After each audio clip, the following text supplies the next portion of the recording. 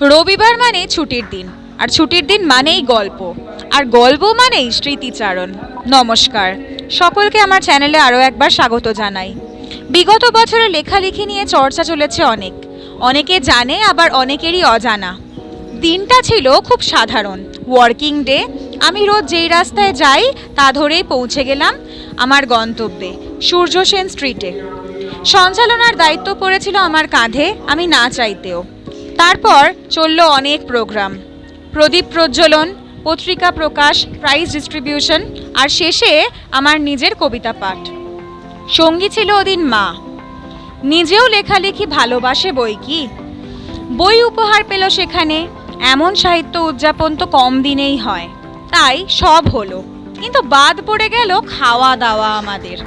ফিরতি পথে অল্প কিছু খেয়ে চলে এলাম বাড়ি। তবে তারপরে 2025-এ বইমেলায় বই প্রকাশ হয়েছে। আমি যদিও পরীক্ষার জন্য যেতে পারিনি, কিন্তু কবি খেতাবটা জুড়ে গেছে এতদিনে।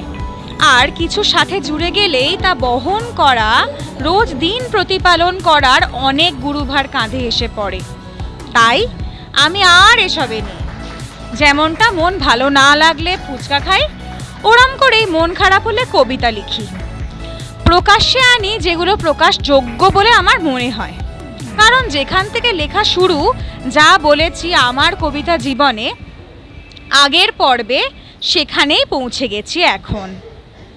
আর সব পাওয়া হয়ে গেলেই তার দাম আর থাকে না। আমার কাছে আছে কদর, তাই ইচ্ছা পূরণ হয়ে গেছে, কিন্তু জীবনের স্বপ্ন পূরণের এখনো অনেক দেরি।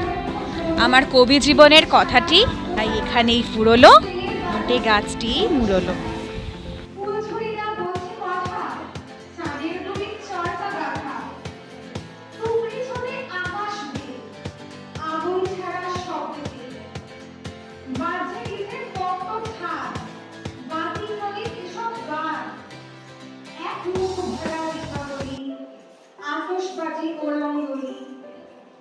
জলে না আলো অনেক বেড়ায়, আগুন জলে শিরায় শিরায়, টুনি কাকা তার নিয়ন বল।